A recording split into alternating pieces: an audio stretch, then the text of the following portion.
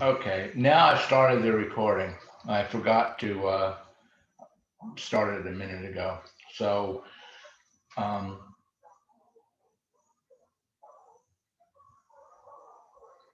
I mean, and it's, if you think about it, it's interesting that consciousness is evolving because consciousness is how we process the information that we get. It's our processor. It is, everything is filtered through consciousness. Everything you see, every thought you have, every perception that you have is filtered through consciousness. And so you don't really hear what a person is saying.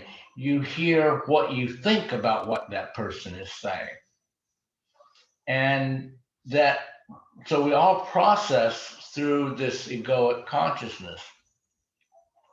And our processor is defective, but nobody notices because we all have the same defect. And so if consciousness is evolving, how does this defective processor process its own evolution? How does it? How does this defective processor um,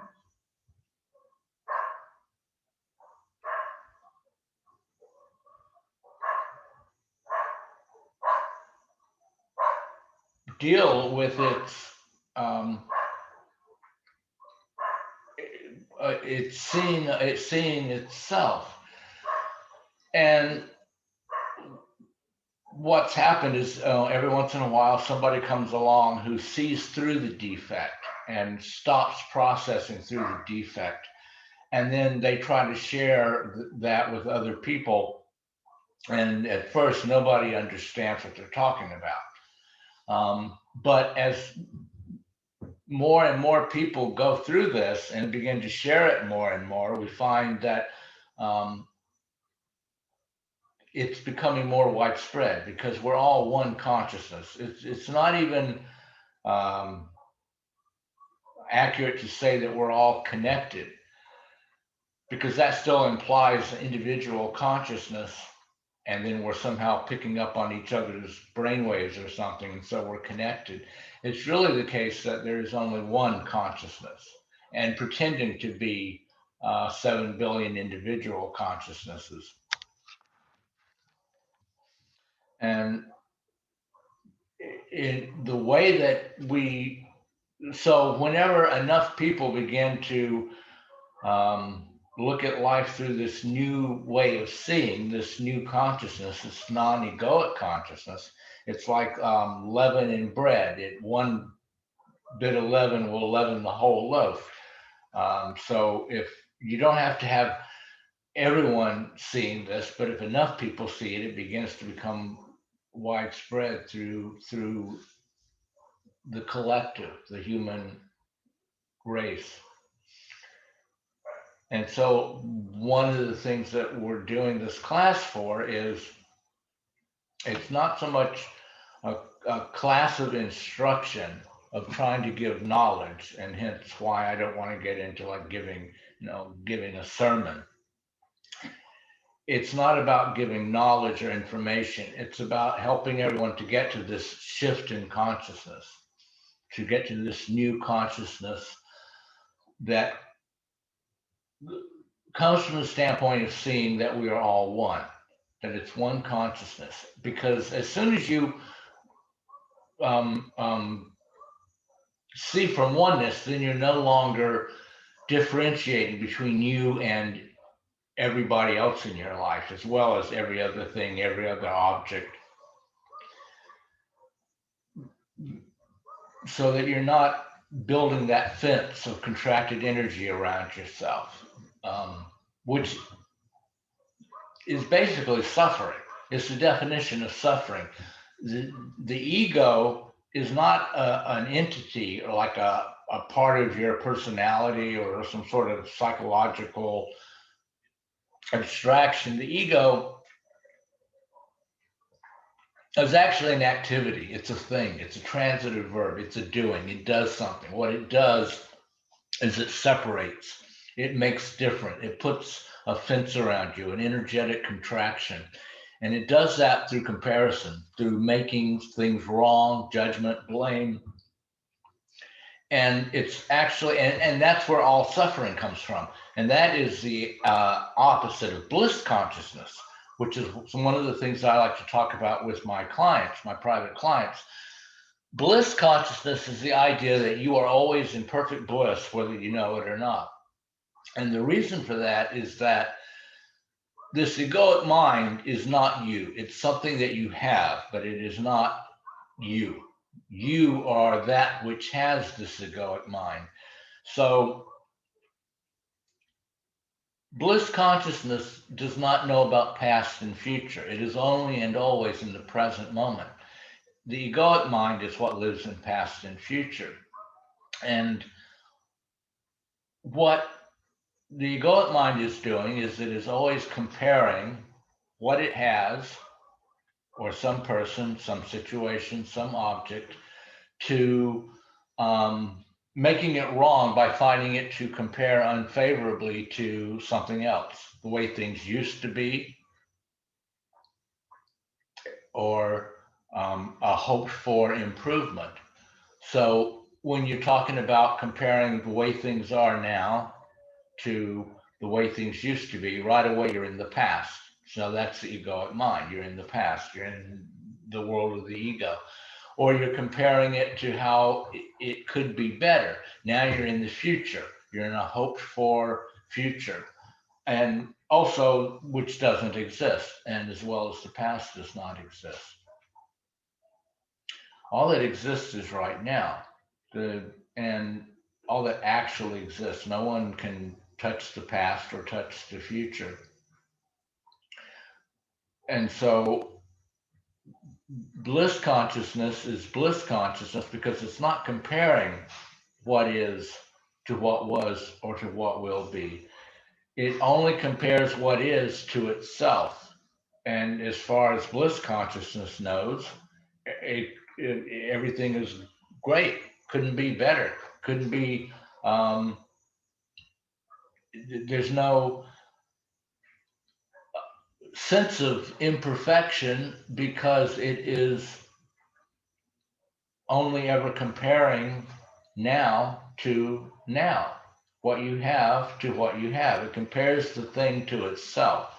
It doesn't compare it to anything else. And so, well, that's what the egoic mind does, and it does it in an unfavorable way. And that's where the suffering comes in. And that it's the sense of judgment of the egoic mind wanting to find fault with the present moment. And the present moment can be a situation, or it could be a person, it could be a traffic jam, it could be, it doesn't have to necessarily be like a situation in your environment. It can be anything that you're perceiving through your five senses is what is. And then what the ego does is it makes that wrong. It does not like the present moment. It does not like you to be in bliss. It wants to find fault with what is and to get away from it as quickly as possible by going into the past or the future. And that sense of contraction, because that's what it generates. It generates a physical sense of contraction in your body, which if you tune into it, usually people aren't aware of it, but it's not like it's hard to find. They just are so distracted by everyday life, they don't look for it, or they don't notice it. But as soon as you start to become aware of the fact that it's possible to notice that, then it's very easy to notice. And that to notice that physical contraction. And that contraction, it's physical, it's also psychological, and it is what creates the individual person. It's how the ego maintains the illusion, tricks you into believing that you're an individual, independent consciousness separate from all that is. And that's what I mean when I say we are all one consciousness. We're not like 7 billion consciousnesses and somehow we're all connected on a subconscious level. We're really one consciousness pretending to be 7 billion. So we actually we don't have to make connection on a subconscious level. We are connected. Um, and so anything that one of the apparent 7 billion persons comes to realize is known throughout the entire consciousness, but lots of other things are known throughout. So you need to get to a critical mass where enough people have begun to make these discoveries that the collective, after a while, begins to sit up and take notice.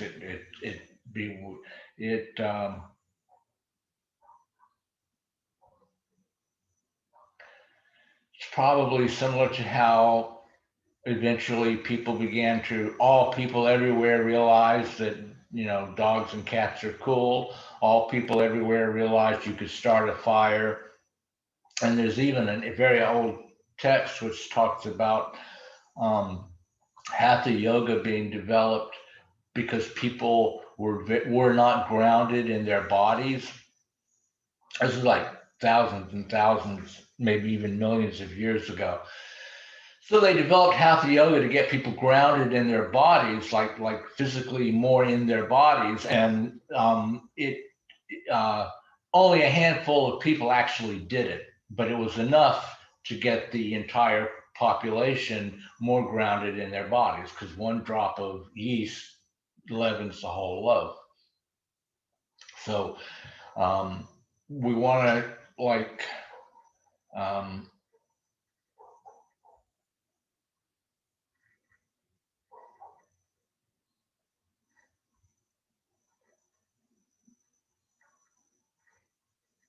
so I'm just here to sort of try to share a different way of looking at things. And, when I was talking about, I don't want to give knowledge and information. Um, well, the different, what's his name? Anthony DeMello. Um,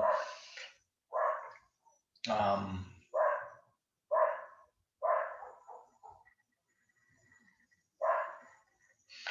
Anthony DeMello was an enlightened guy who happened to be a Jesuit priest who um, did most of his work in India. And he talked about the difference. He told a story about the difference between knowledge, information, and awareness, he called it. And he said, like, imagine a man who has a snake crawling up his arm. And he walks into the room and he says, I've looked it up in the encyclopedia, and this snake is a Russell viper, and if it bites me, I'll be dead in under a minute. It's one of the most poisonous snakes on the planet, and I'm wondering what I should do about this. What do you think I should do? So that's a man who has knowledge and information. A man who has awareness, there's no thinking. He sees the snake on his arm and his other hand immediately brushes it off. There's no knowledge, there's no thinking. His hand moves and just brushes it off. And Anthony DeMello makes a point that he doesn't think I should take the snake off and move it, and he doesn't think I should move my hand and get the snake off my arm. Movement just happens. It happens automatically. He isn't really doing anything. Life is doing through him. Just instantaneously, his hand moves and takes the snake off. So that's the person who has awareness. There's no actual doer. I mean, if you can think of any similar time in your life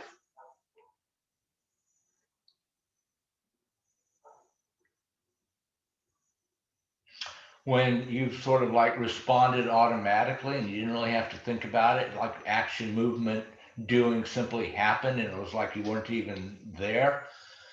That's what we're talking about.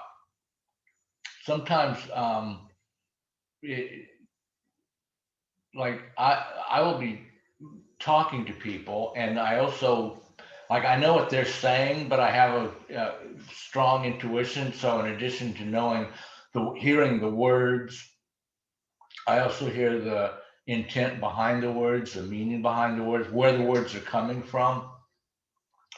And so sometimes I'll like in my head, I know the expected response or the normal response, but then there'll be like a feeling of I'm not there, there's no doer, and just life is moving through me. And if I go with that, it's going to be something that is more helpful to that person. It like gets them to move, you know, um, to really see past their own egoic functioning, past their own egoic limitations. And, you know, some people call that like being a perfect mirror. That's the description for it, but it's not really about mirroring back so much as just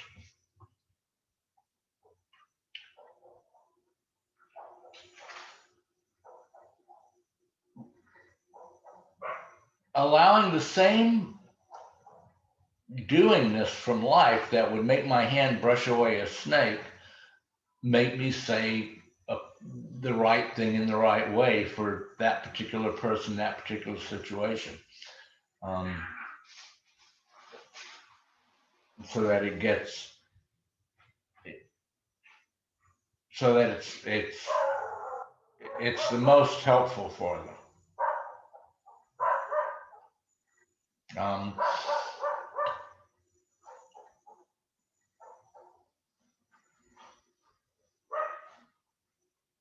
Let's see.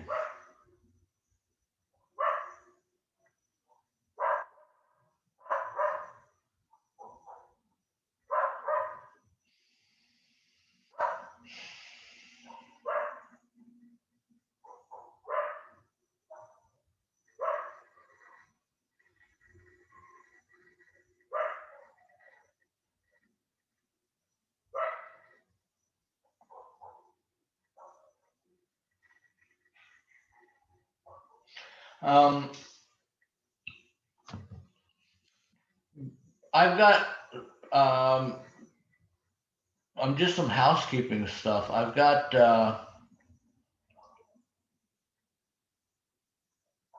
I've had a couple of people who, like, for them right now, it's 2 o'clock in the morning, and they were asking me if I would do a different time so it wouldn't be so late where they are in the world. So I'm gonna start one Mondays. It'll be 5 o'clock our time, and it'll be on at Mondays at 5. You know, if that's not convenient for you, that's fine. If um, I'm just letting you know in case Monday at 5 is better for you than Friday at 8. But it's mainly for the people overseas that would otherwise be up at 2 o'clock in the morning. So I actually had someone who was asking from that time zone, and I let them know I'm going to be starting it at starting one for you guys Monday. Um, but they asked me for the link for tonight, I think, and that was like 45 minutes before the class started. So they were, you know, already up at 1 o'clock in the morning. So I don't know. We had somebody and then we lost them, but their um, microphone wasn't even showing up. Um, so I don't know if they had a problem with the connection and or if they um, are one of the people that's up at 2 o'clock in the morning to come to this and they decided like they just fell asleep or whatever. So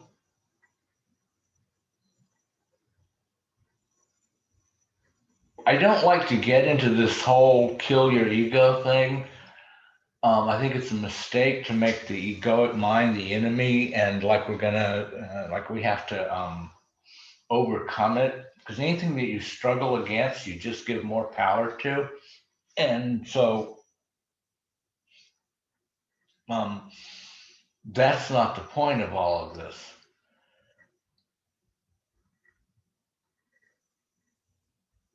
It's simply the realization that this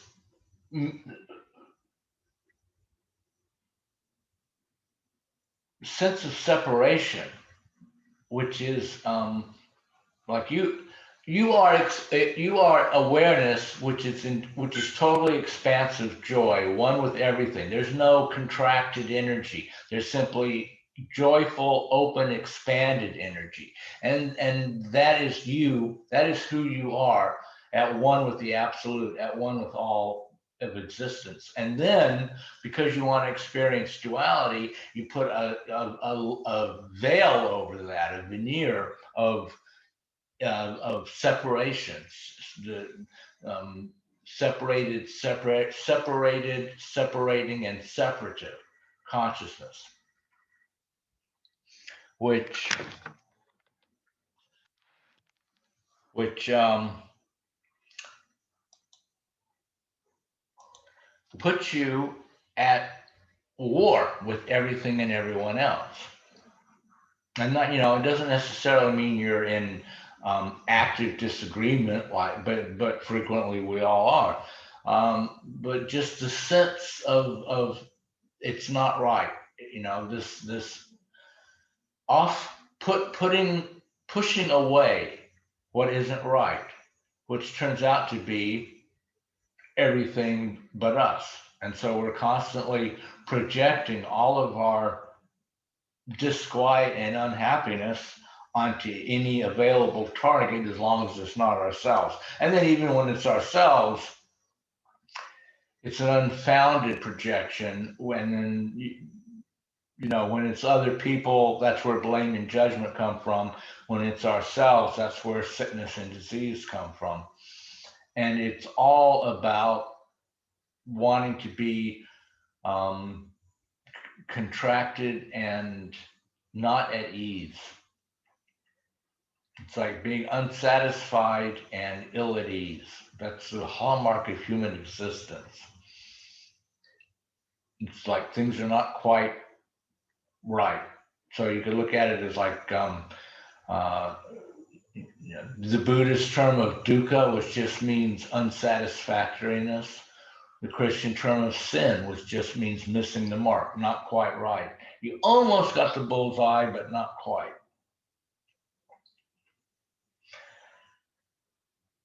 And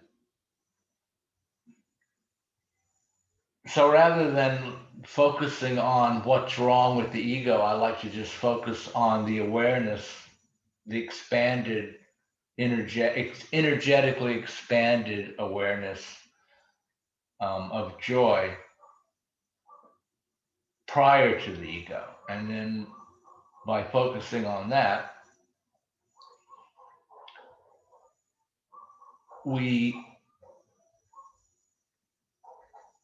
you're undoing the ego by simply seeing that it's not necessary. You see through the defective processor. It's like all these, like we in the popular mythologies, the folklores, we want to think of people like Jesus and Buddha and Meister Eckhart and all these people as like going through titanic struggles with their ego, like fighting with their ego.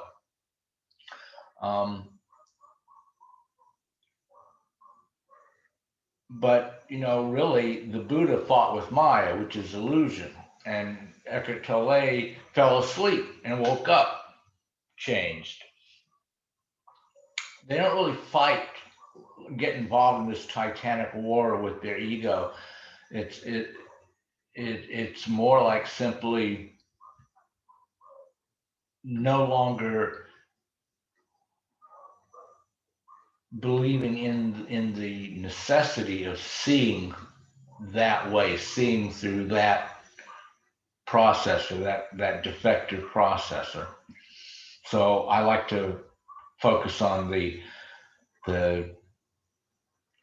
our true essence, our bliss consciousness, who we really are in these meditations. So with that, I think let's begin the meditation now, and we'll just get comfortable. Get comfortable. You don't have to be in a lotus posture. Ideal meditation posture is simply comfortable enough that you're not distracted by your body. It's difficult to meditate if you're in pain, right? So you want to be comfortable enough that you're not distracted by your body, but not so comfortable that you fall asleep.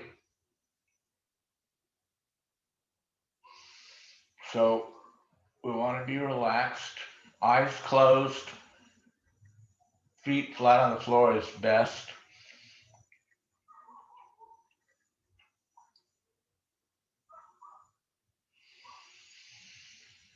And let's take a few nice, deep, relaxing breaths to get centered.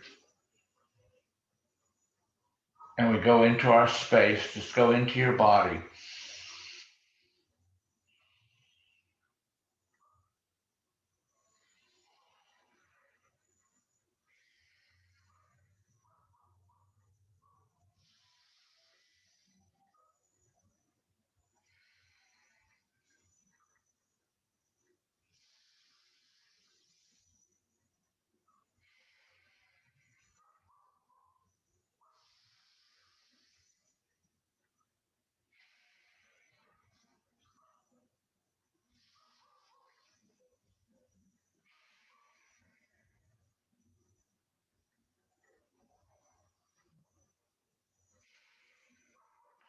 And maybe scan your body start with your feet and just look for areas of tension and stress in your feet.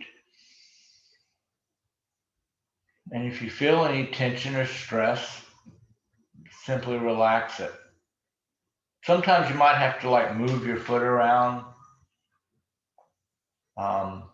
Sometimes you just being aware of the stress of the tension, you can simply just will it to dissolve and relax. Being stress and tension in the body usually only happens when we're not paying attention, if we just don't notice it. But as soon as you notice it, you can release it. And so that's the reason for scanning our body from the feet up to the head. So we just go up our legs, calves and knees, just looking for any tension.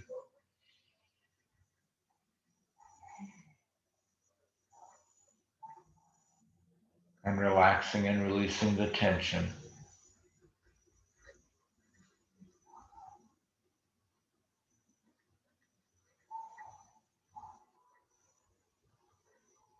And our thighs,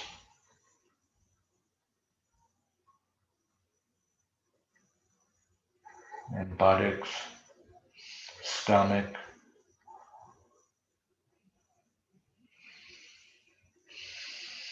Like I say, you can move around if that helps you to release the tension. And you don't have to keep up with me or you can be ahead of me. We were just scanning our body from feet to head. And any place that we find tension, we're just going to release it.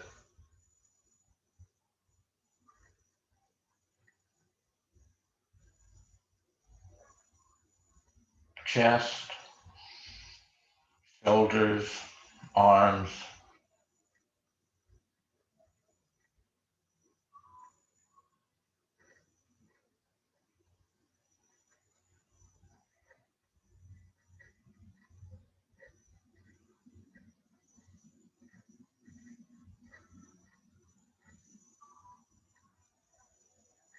neck,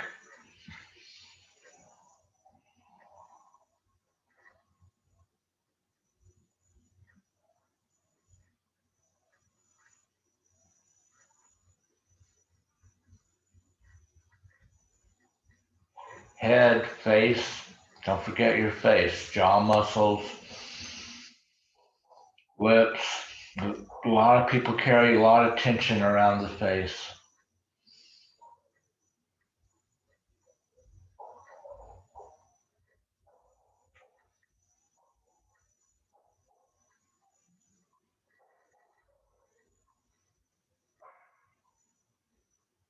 Because the body is like the body is it's like a feedback mechanism.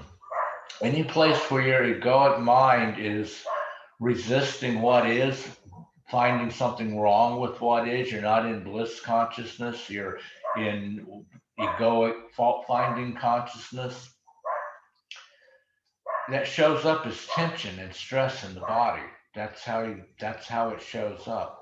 That's the connection between the egoic mind's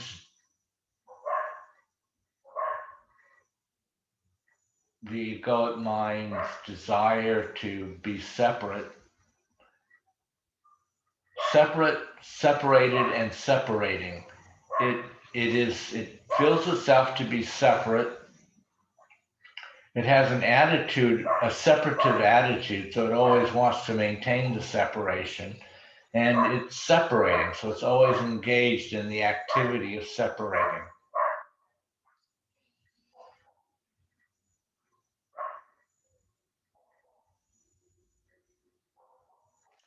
And that activity shows up as this contraction. So psychologically, you feel cut off from all other people, the universe, God. It's like, psychologically, it feels like me against the universe. It's like I'm here in my body, everything else, the entire universe is not me and is out there outside of my body. So you develop this conflict within and without because you feel like you're at war or threatened at least by everything else. So it shows up as a physical contraction of stress in the body and a psychological contraction of wanting to be proven right over and against the rest of the universe. So if you make everything wrong, then by definition, you're right and you're superior because you're right and everything else is wrong. So it's this whole little nuanced, subtle, physical and psychological and emotional game we all have going on. And what the sages in the past have tried to point out to us is that this is really a kind of an insane and diseased way of looking at things that guarantees unhappiness and is not necessary and is completely unjustified, unfounded. There's no reason for it. It's simply an arbitrary choice that we make. And it shows up in the body as stress and tension, as contraction in the body, contraction in the psychology, contraction in the emotions, contraction of the energy field that wants to be joyful and expanded. So we're going to just release that contraction in all its forms.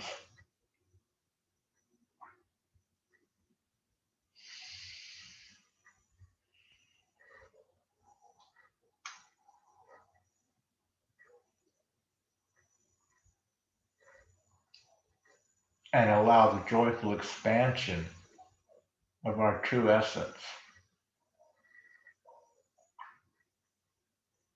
to arise.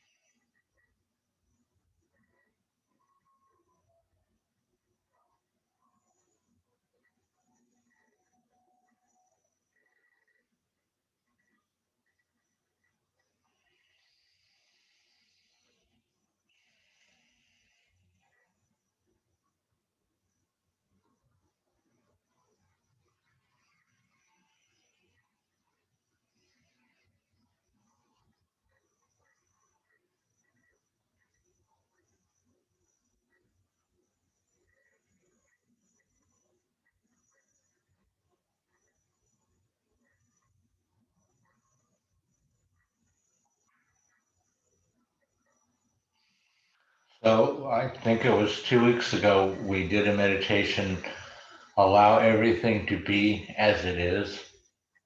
And that's really the same thing as compare this moment to itself.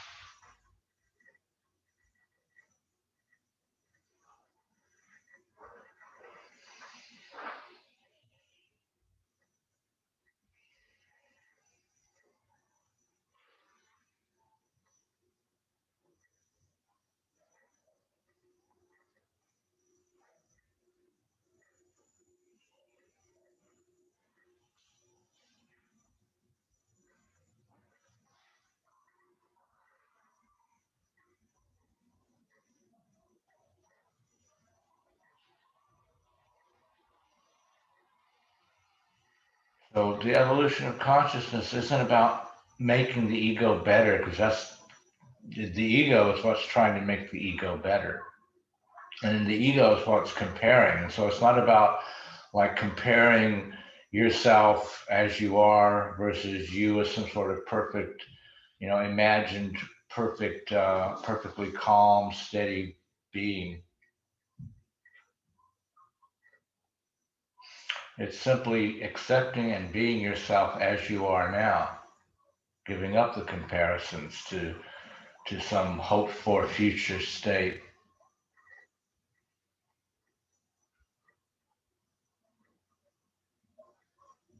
It's the egoic mind that says, you're not good enough now, but if you do this, that, and the other thing for the next 20 years, you will become good enough. So it's always off in the future. So you don't compare yourself to some hoped for future state. You compare yourself, you only ever compare what is now to what is now.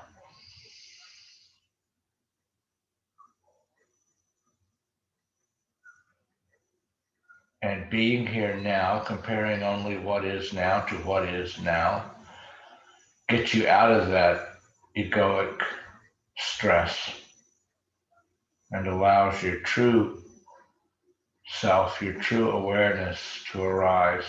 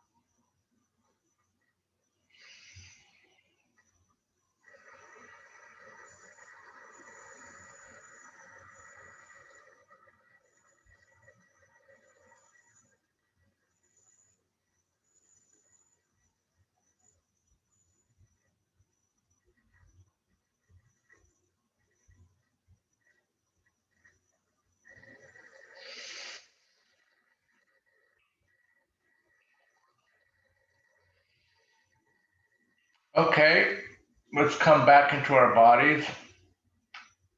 And if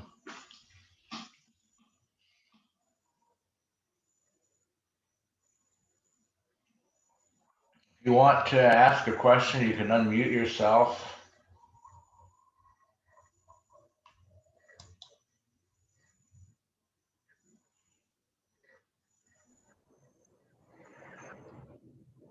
I have a question, Ray, just about the Mondays and Fridays. So does that mean that you'll be shifting Fridays to Mondays? No, I'm sorry. No, I'm doing two. The Friday at 8 will remain unchanged, but I had people in Europe and the Middle East who were wanting. In fact, one of them tried, but it's like 2 o'clock in the morning, and they just couldn't do it. So they were asking, could you do? I mean, and do another one at a different time. So I was looking at the times, and this works for them. It's also works out for some people like further west in the states. So, but I'm just that'll be added. Okay. Yeah, I just threw it out here because 5 o'clock on Mondays for some people on St. Croix might be ideal. You never know. Great. Okay. Thank you Thank again. you. Any? I'm gonna ask to unmute in case you can't. Can you? I'm gonna ask to unmute. How do I? Okay. Hi. Hi. So, how did you find it? Any questions? No, not at the moment. Unfortunately, I don't know whether it's my internet service, but I had a lot of freeze frames, and where I didn't hear you. But I think it's a little bit the internet and the connection where we just lost signal. But no, in general, I found this a very interesting exercise. Thank you for doing this.